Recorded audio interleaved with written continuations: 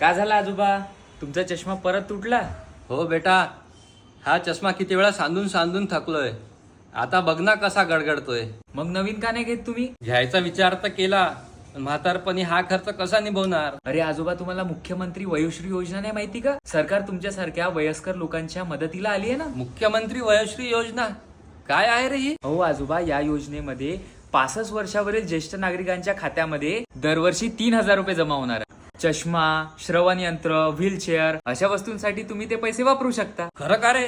म्हणजे ह्या पैशाने माझा चष्मा आणि श्रवण यंत्रही घेता येईल? हो ना आजोबा, तुम्हाला योग आणि मानसिक स्वास्थ्य केंद्रामध्ये जाण्याची सुविधा उपलब्ध करून दिली आहे सरकारने. तिथे तुमचं मन शांत आणि प्रसन्न ठेवता येईल. हे ऐकून खूप बरं वाटलं रे. पूर्वीची सरकार एवढं लक्ष देत नव्हती, पण महायुती सरकार खरोखरच माझ्या वृद्धांसारखांचा विचार करत आहे. याचा आनंद झाला. तुझे वडील असते तर जमले असते, पण आता सरकारच जणू मुलासारखा माझा खर्च उचलत आहे.